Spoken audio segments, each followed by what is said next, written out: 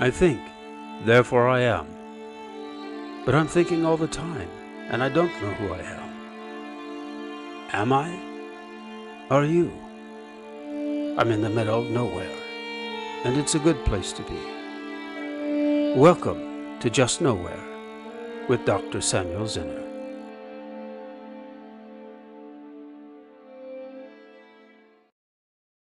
Hello, everybody. Welcome to Just Nowhere with Dr. Samuel Zinner in the mountain village of Aula in Tuscany, Italy. Today we have a very special guest, Austin Surls, joining us from Amman, Jordan. There you are. Welcome. Hello, hello. Austin, today we're going to be talking about the Tetragrammaton, the sacred name of God, which traditional Jews do not pronounce.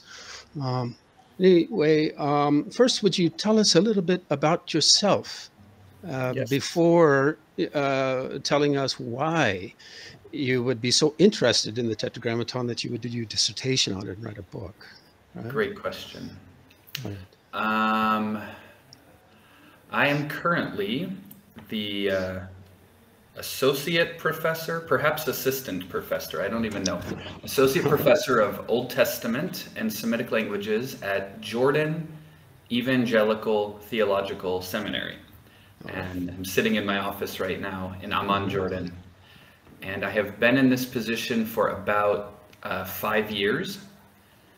And I have a family. You may glimpse their pictures behind on the office wall. And we have been in Amman for about 7 years.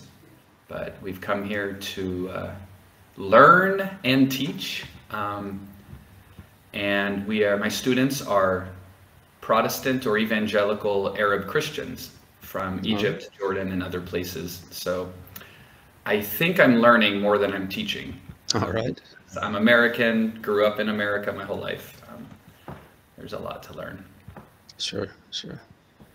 As for the Tetragrammaton, ever since learning that there's this phenomenon both in the Hebrew Bible text and in, we might say, Judaism, this phenomenon of a name written that is pronounced differently, pronounced with a sort of substitute word. I've been intrigued from the beginning, but it's been wonderful to see. I've been given different educational opportunities to study it in depth, and my supervisor for my PhD thesis was Dr. Daniel Block, who has an interest in that as well. And he sort of allowed me to find my way into studying the Tetragrammaton, specifically in the book of Exodus. And what is the title of your book? And I believe it's, is it a revised version of your dissertation? It is. It's a bit cumbersome, so I will show it and then I will read it, because most of these things are making sense of the divine name in Exodus, from etymology to literary onomastics. Excellent. A bit cumbersome. That's okay. No, that's fine. Yeah, just to be upfront here, I did read the entire work, with the exception, I believe, of the final chapter, right? The echoes, right, of basically Exodus 34:6 in throughout the Hebrew Bible and the New Testament. But I did read everything else. Very good book. In fact, I would say with just a little hesitation, just because you know, our memories are not what they used to be, but I believe it is the best scholarly book on this subject available. I would say in English, and probably I'm not aware of anything like it in, you know, the dozen other languages, you know, that people like us work with. Sure. And so I am heartily recommending Austin's book. Everyone with an interest in the subject should have a copy, especially scholars. I believe it's a very important resource for scholars. And unfortunately, I think that, you know, the majority opinions on this subject are just in error. And I think they could be corrected, right, with the type of insights that you present in your book. And I think let's start with the first question I have for you, really, on this on the Tetragrammaton as such. Right? Can you go over your or summarize your arguments or your treatment of I would call it a fact, but the contention that there is a phonetic, not an etymological relation between the Hebrew verb of being and the Tetragrammaton. So that's referring to Exodus 3:14, Ehya Asher Ehya, right? I will be what I will be, shortly before the Tetragrammaton is mentioned.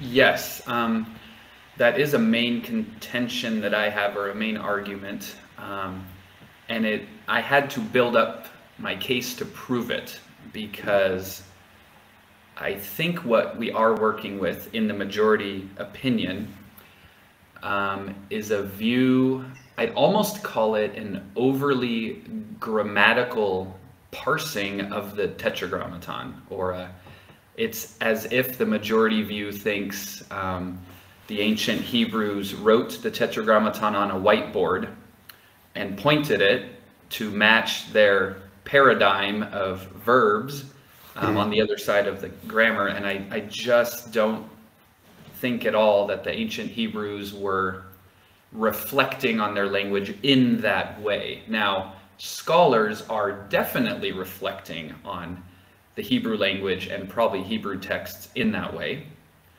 but it doesn't strike me as at all clear why we would study the Tetragrammaton as a verbal form and give it a parsing according to the grammar we learned, Hebrew grammar we learned as students. So that's what we're working with, or sort of what I was working against. But to make my case that the Tetragrammaton should not be analyzed in that way, I first had to study naming stories or naming events or naming texts before Exodus 3.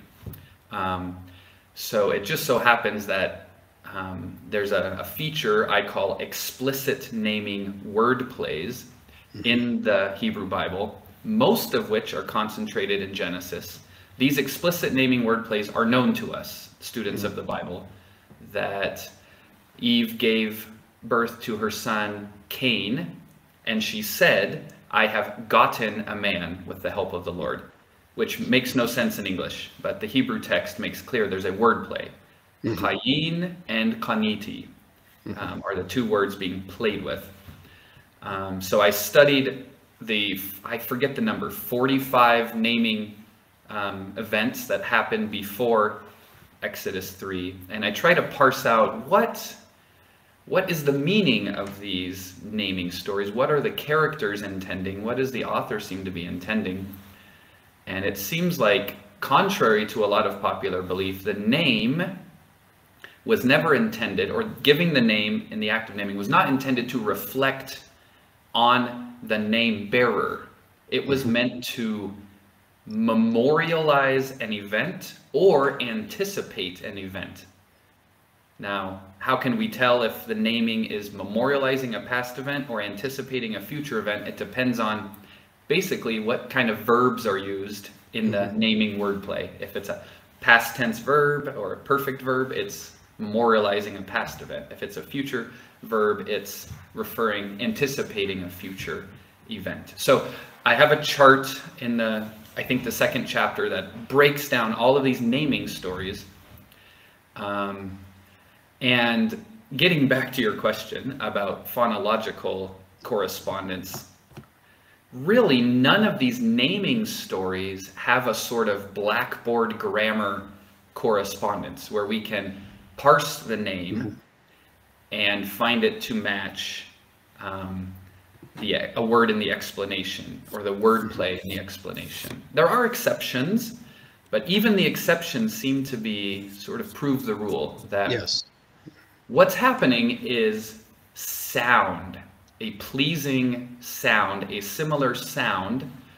And this might have to do, I'm conjecturing a bit, but it might have to do with the way these texts were first received. They weren't received by scholars on writing paper. A lot of this text was heard.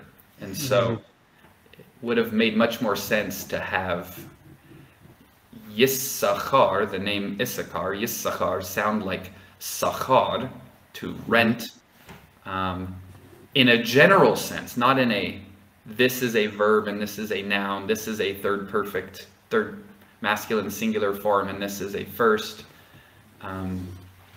But it's at the level of sound, which gives us a bit of freedom in interpreting the correspondences. It doesn't mean they have to line up with an exact parsing. It just means that Yissachar sounds like Sachar, or Re'uvin sounds like Ra'avi and so on and so on. So that's why I say that what we're moving away from is etymology, because I believe the way most people use that word, scholars, is in a blackboard grammar sort of sense, that we're moving from analyzing the Tetragrammaton as a verbal form or a form that we parse out, and we're moving to something else. Right. I'll probably talk about later. Yeah. Sure. Well, what comes to mind for me is when we think about these naming stories in Genesis, they often involve what scholars call, I don't particularly care for the term, but what scholars call folk etymologies. That's the word I've heard, yeah. Right. It tends to have the suggestion, right, on the part of scholars that, well, these two different verbs or words were linked out of ignorance, just because they sounded similar. Sure. Whereas what I would argue is that's a sort of a Western prejudice, because this type of primary culture or ancient cultures were more oral. They're not grammatical cultures, learned grammatical cultures, they're oral. And so they have a different concept and use of language, right? And there is a lot that is linked, right, through just the pure coincidence of sound. And that's part of the artistry, such as in poetry, for example, right? And so it's quite actually a profound concept, right, and praxis in the background to link etymologically unrelated words, right, by virtue, of their sound. And it doesn't have to imply ignorance of the roots. Perhaps some were, perhaps some were not. But just like if I call you Austin, that's your name. It's not for me, it's not a title, it's your name. And it seems to me that the grammatical or etymological approach to the Tetragrammaton seems to treat, right, the sacred name of God as a title rather than a name, a personal name, right? I call you Austin. I don't even know what it means. I'd have to look the etymology up, right? Right. And so it's the same with YHWH. One doesn't need to know the etymology for it to function, right, as a name in prayer or other types of genres. Yes, especially personal names, human beings or characters that embody these names. To etymologize a name seems to miss the point of the character being described. Now, to be a little bit fair to the other side, all right, Semitic languages are a little bit more transparent in most of their names. Almost every word in a Semitic language, including proper names, seem to perhaps derive from a triliteral root. However, I still don't think the ancient Hebrews were thinking theoretically in terms of a trilateral root. They know about them. They could probably reflect on that if forced to, but that's just not the way they were trained to think about things. It was very much like you said in the sound. Right. Well, what do you think about this? One of the ideas that came to me while researching this topic was, if we look at the dyad, right, YHWH Tsabaoth, which is usually rendered in English as the Lord of Hosts. Now, scholars who take this etymological, or we could even call it a grammatical approach, would say, well, that means he who causes, right? So that's going into the hiffle and the call issue, but he who causes to be, or he who creates the hosts. Right. And I would say that really doesn't make much sense, because again, we're reducing the YHWH to a title rather than a personal name. And I think I forget which one it is, but in at least one of the Psalms, we have the variant version where it has Elohim Sabaoth. So Mm. again, it seems to be just more of a name that's being used, and it doesn't have this underlying feel of some kind of title. What would it mean, Elohim of hosts? The power over the hosts, or whatever etymology it may have had. I mean, it's disputed, right? But it seems that these types of constructions, Yod-Heh-Vav-Heh Tzabaoth, also make more sense if we treat them as names rather than titles, although the Sabaoth part sort of makes the dyad into sort of a title, but still the first part should be understood as a name, right? Not as a verb, right? He who causes to be, or he who creates. Anyway, Right. I but agree. Yes. yeah, all right. Um, uh, can you tell us a little bit about your thoughts on the irrelevance? I don't want to put words into your mouth, but I'm summarizing how your book Sure. made me think. The irrelevance or ultimate irrelevance of the extra biblical or the non-biblical parallels to this divine name, Yod-Heh-Vav-Heh, right? For Mhm. instance, in Egypt and beyond. Yes. I think I would go to the appendix in my third chapter. The appendix in the third chapter is looking at ancient sources, ancient parallels, in attempt to even discover the vowel pointing of this name. Mm-hmm. And many very learned scholars in fields that I'll never be learned in, such as certain, Assyriology and Egyptology, do find parallels. Some claim that this is the deity worshipped by the Hebrews found elsewhere. So a famous one is, I think, in the walls of an Egyptian temple, and there's these nomads in southern Jordan, I believe, Edom, and they have a YHWH god. And it's claimed that helps us understand the history of religion, but also the name. I don't know why exactly. It just seems to me irrelevant because we have a lot to learn about this name and the person that bears this name from the Hebrew Bible itself. Like, there's a lot to learn. And while, of course, the Hebrew Bible reflects an ancient Near Eastern context, on this specific point, I don't see how it would be helpful especially to sort of fill in the vowels for the name.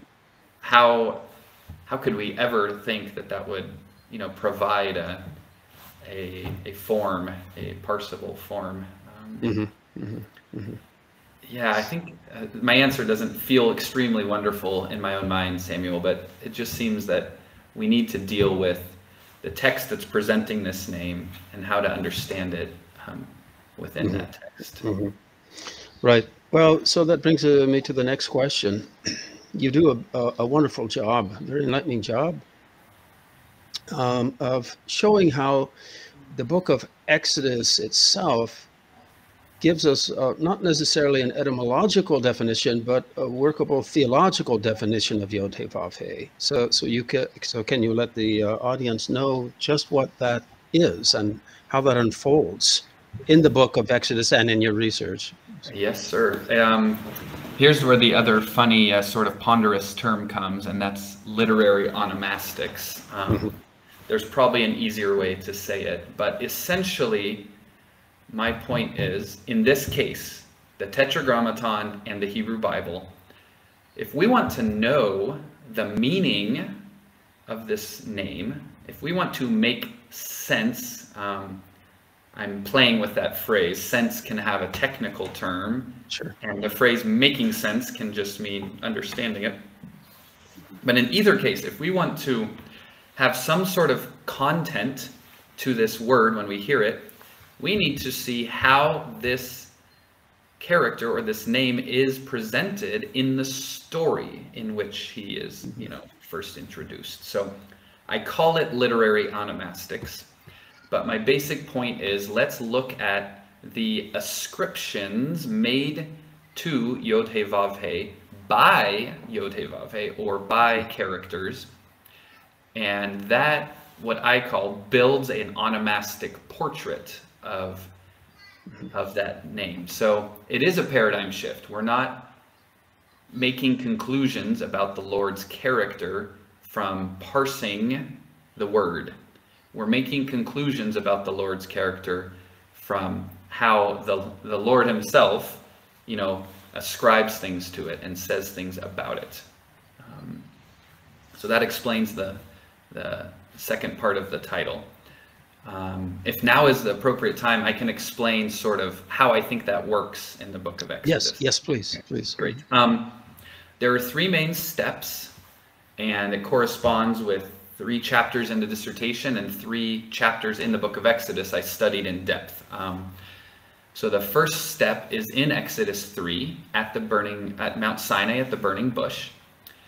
And this seems to be the hardest pill for some people to swallow, perhaps both scholarly and not scholarly. But based on these explicit naming word plays, based on a study of the yiktol, or imperfect verb tense in Hebrew, I conclude that Ehyeh asher ehyeh in Exodus 3:14 ought to be translated, I will be whoever I will be. Mm-hmm. And that's a tough pill for a lot of people to swallow, but I think I've made my case, at least, that it's a reasonable translation. So I don't think I am who I am was intended at all by the author or the audience to make of it. It's I will be whoever I will be. Therefore, we are dealing with an explicit naming wordplay with a verb in the yiktol, or imperfect or future tense. It is anticipating a future event. So God providing his proper name to Moses at this point is essentially anticipatory. It's not descriptive. God is telling Moses that the future will reveal who I will be, and not I am who I am in a sort of philosophical sense. Nobody claims to understand I am who I am, but somehow they're content with that being the best translation. And in that case, I would disagree. So the first step where God fills in his onomastic portrait is really not much of a portrait.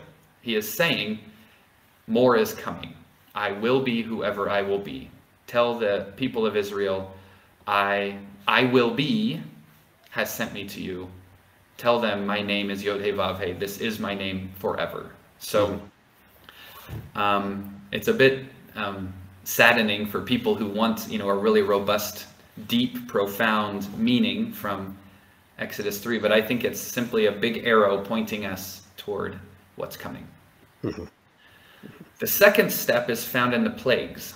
And in the plagues, there's a certain construction, a certain phrase that God says repeatedly, the likes of which is not found in Genesis at all, and is clearly an instance of onomastic ascription. In other words, God is putting a meaning to his name, or filling in the portrait. And more or less, before or after every plague, the Lord says, I am acting, or I will act, so that you may know that I am YHWH, the Lord.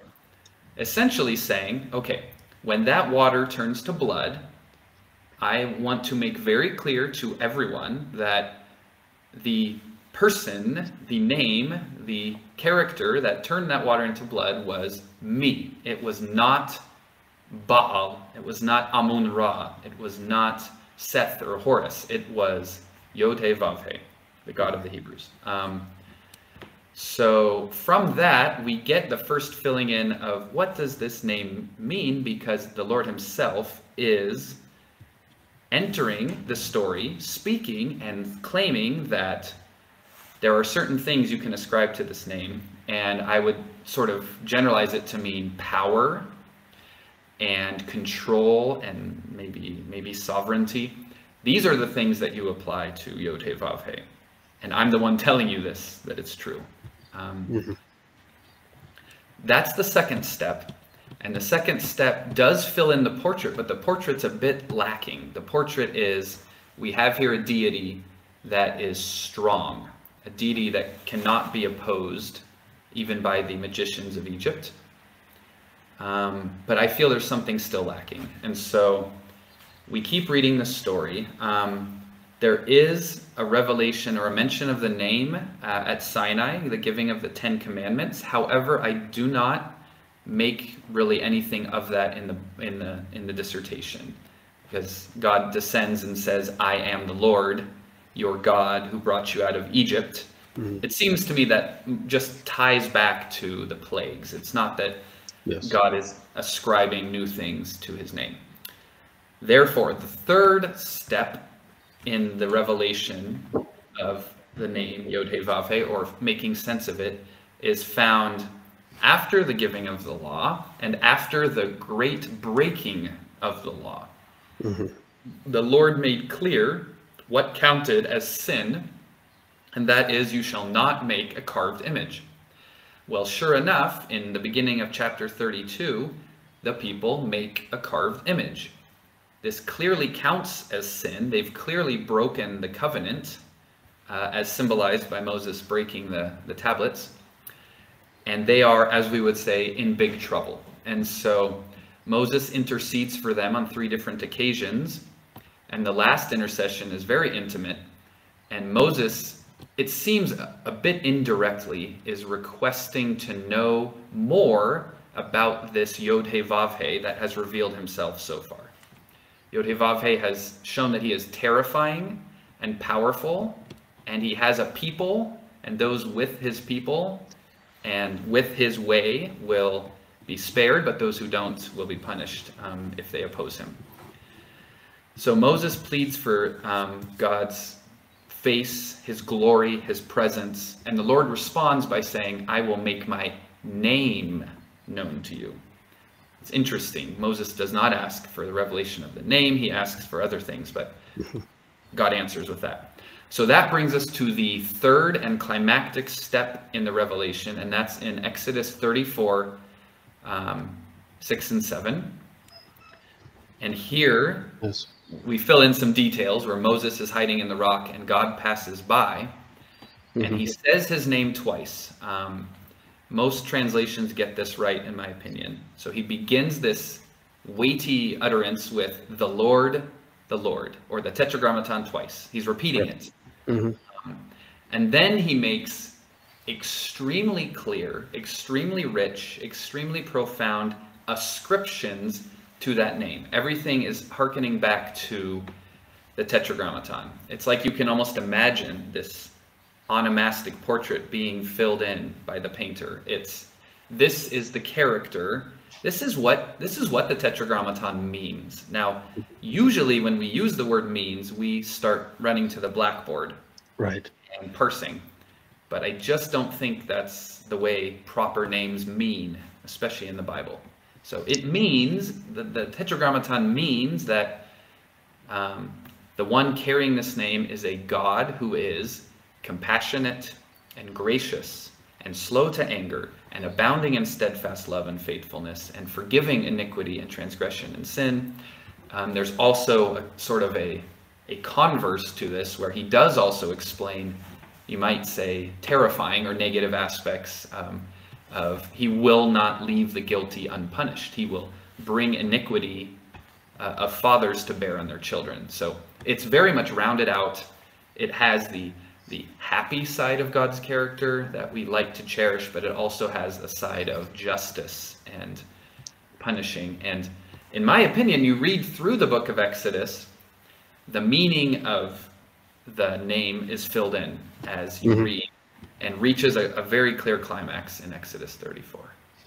Right, and it's eminently compatible. In fact, it's really the same point has been reached right? That what we call the Chazal, right? Our sages of blessed memory, right? In Judaism, the traditional understanding of the Tetragrammaton, there is a definition given, and it is the measure of mercy, as you know, right? And so this is achieved, I believe. They did exactly what you did, and that is you link Exodus chapter 3, the story at the burning bush, right, where we have, I will be whoever I will be.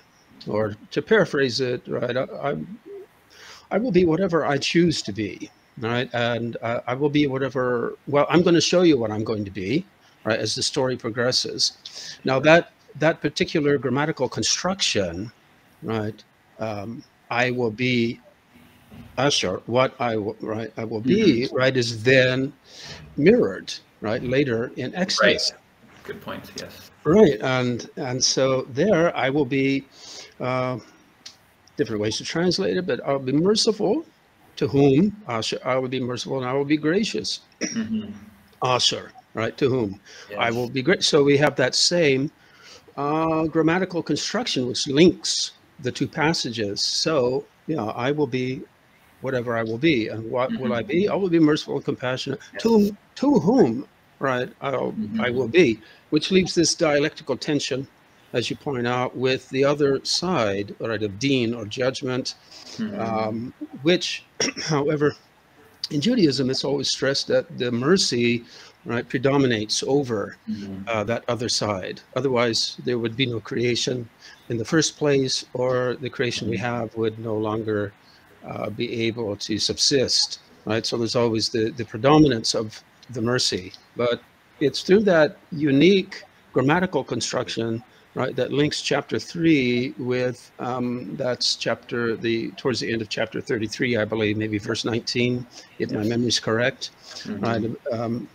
And then in that passage where we have that grammatical construction repeated, that's where YHWH tells Moshe or Moses, all right, I'm going to appear before you, and I would render the Hebrew there as I'm going to invoke my name. So it's very odd, right? God, almost like God praying to himself. So I'm going to invoke my own name.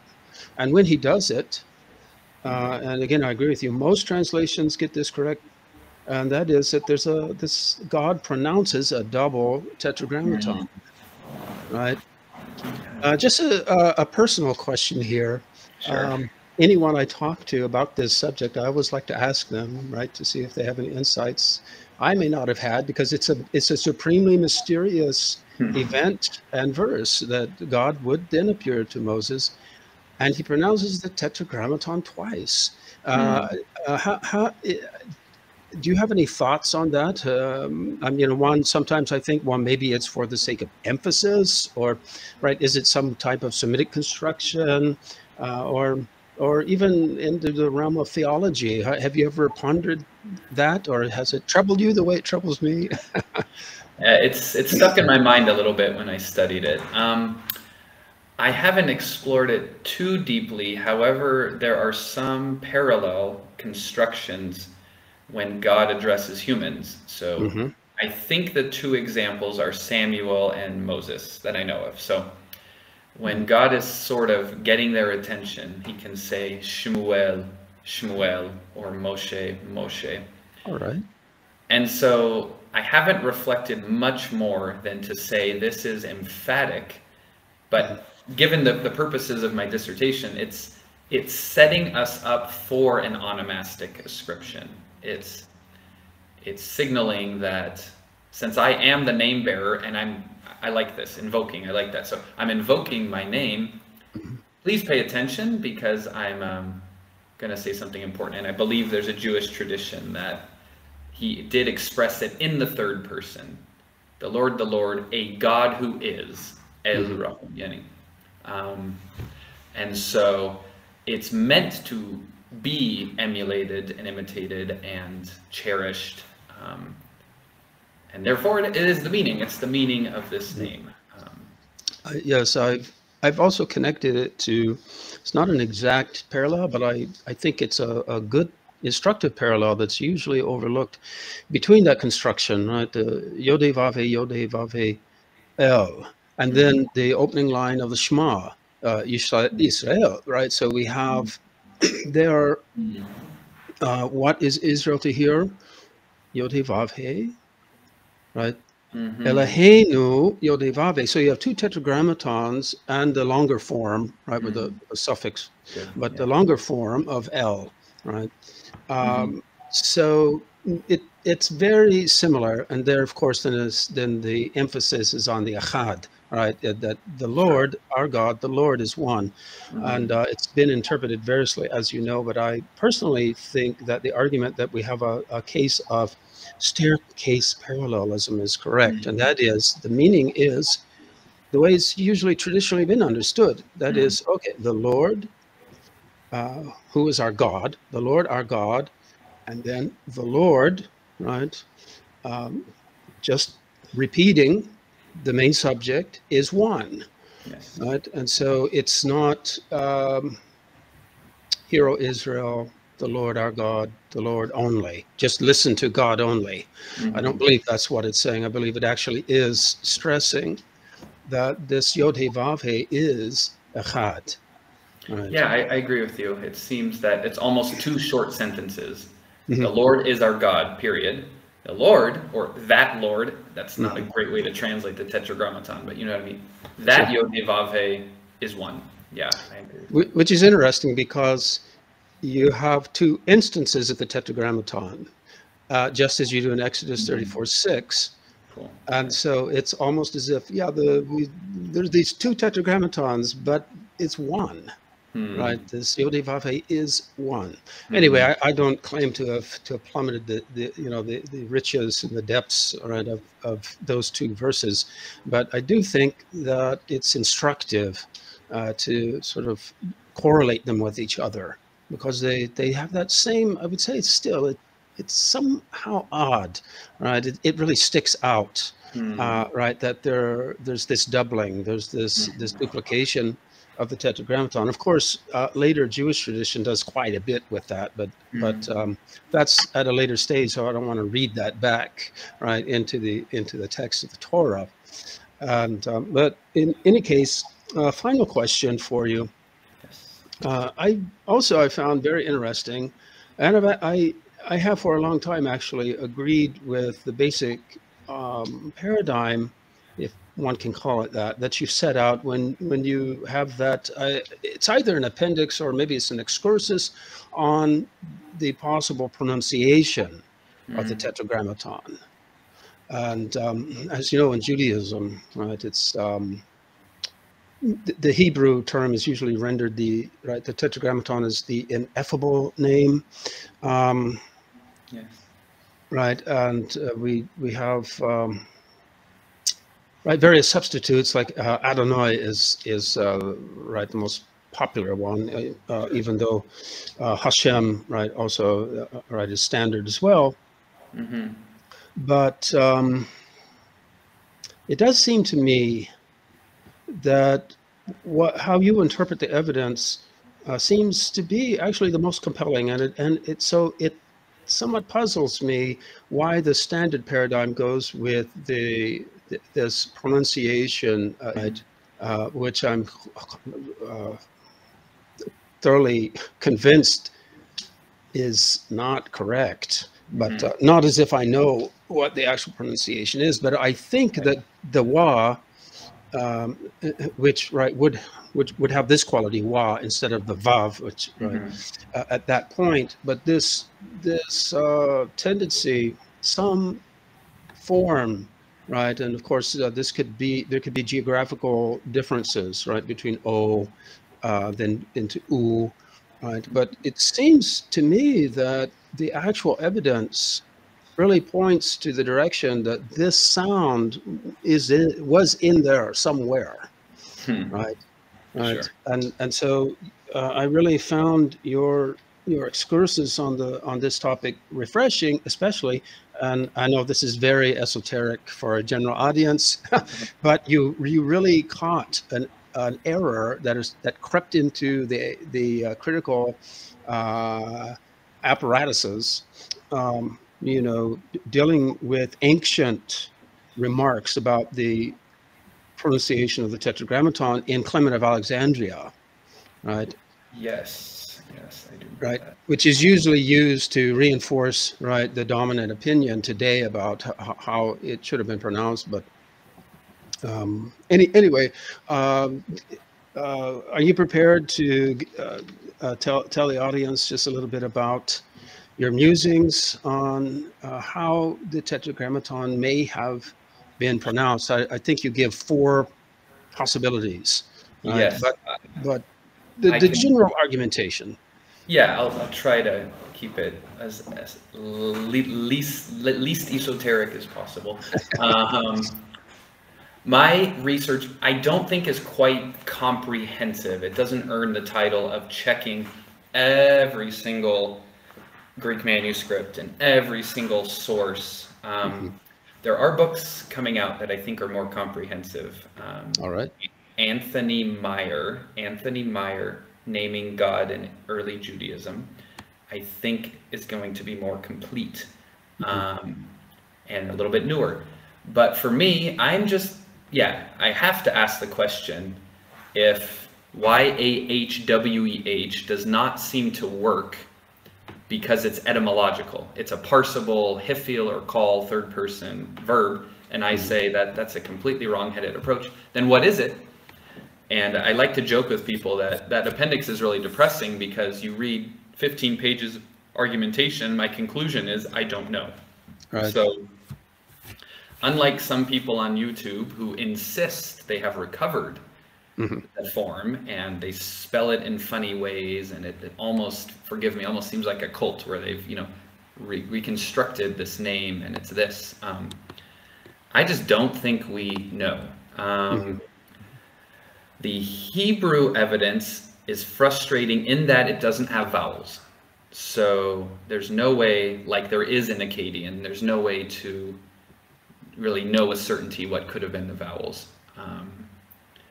There was a community of Jews in Egypt at the Elephantine Island that dropped the last consonant, so it was YHW. And it is very intriguing, but I don't honestly quite know what to make of it. All right. I don't quite know how that helps us, other than to perhaps say that the second syllable of the name was maybe sort of hard to pronounce, or maybe it had 3 syllables and they shortened it. But it's so hard to tell without a living witness to point it for us. Sure. Yeah, my friend Martin Schwartz at the University of California, Berkeley, is the emeritus professor of Iranian studies. He calls the Tetragrammaton the inscrutable other. Right? We don't know what it means. And I had a recent exchange with him on this very subject, right, on the complexities, right, of the two dominant schools of thought on the Tetragrammaton, as far as taking the etymological or the grammatical approach, right, trying to connect it to the Hebrew verb of being, to the copula. And that is, right, it's either causative or stative, right, but either one of both of those, right, each one of those arguments is just fraught with obstacles where you have to tweak things, and both of them end up feeling quite unnatural, right? And so the fact that all 4 of these letters, right, Yod He Vav, are weak, right, raises the possibility that you mentioned that, well, you know, perhaps it's not even a Hebrew. It doesn't have a Hebrew origin, right? It's possible. I remember my doctoral supervisor, Daniel Block, saying that, and I just smirked. Like, it's such an obvious but good insight. Like, this is a messy sort of word form in the native Hebrew system, but again, it is a proper name, so who says it must derive from that language system, you know? We don't know. So I do have some tedious argumentation about the vav in Yod He Vav He, and how names might be rendered with or without the vav. I think it was our friend Araunah the Jebusite, and how his name is rendered in the Hebrew Bible, and it's rendered differently looking at how were actual weak verbs that end in hey rendered in the Moabite stone in the 800s. But really, unfortunately, I feel like the main thrust of that appendix is to say it's highly unlikely that the original vocalization was YHWH. It just... Right. And the Greek evidence then later shows that really no one, even back then in antiquity, was saying that it was YHWH. We thought we think so, but... I know Jan Joosten wrote a good article some years ago, and there's no way I can remember the title of the source, because it's something to do with the bulletin, or the annual bulletin of the, I don't know, Society for Septuagint Studies or something like that. Anyway, so you could anyone could do a search and find the exact title.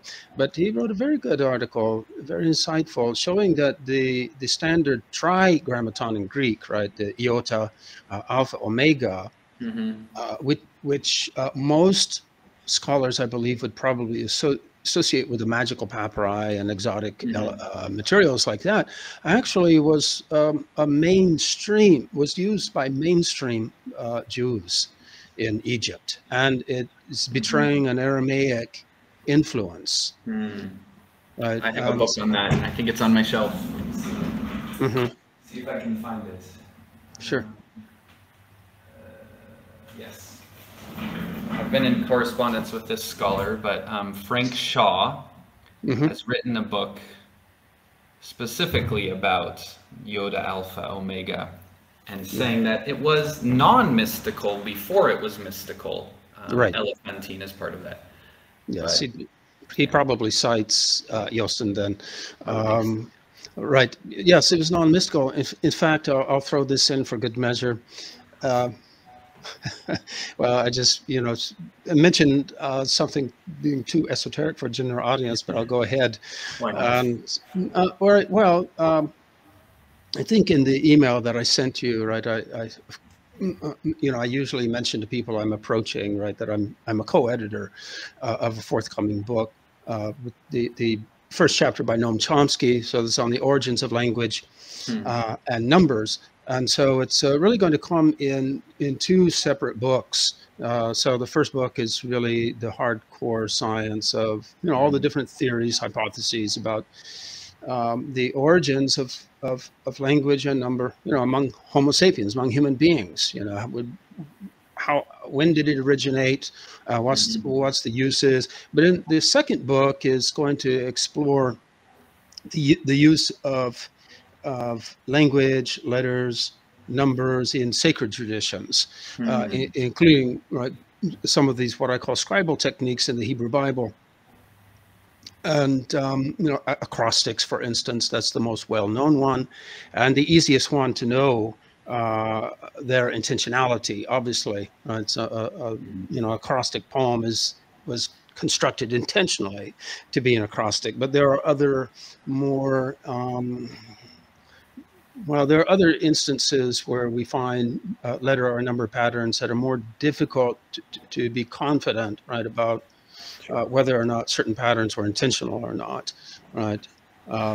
Shorter acrostics, for instance, not alphabetic acrostics, but acrostics of names, for instance. Famously, like the names of Zerubbabel seems to be encrypted in, I think it's like the 4th Psalm, right? And so most scholars totally ignore it, or just write it off as random, right? So they can be difficult. But anyway, perhaps you might know, it at least it's mentioned in the peer-reviewed literature, right, that there is this sequence of the letters, Yod, He, Vav, He, right, in Exodus 3, I believe it's verse 13, where Moses is telling God, look, I go to the children of Israel, they're going to ask me, what is his name?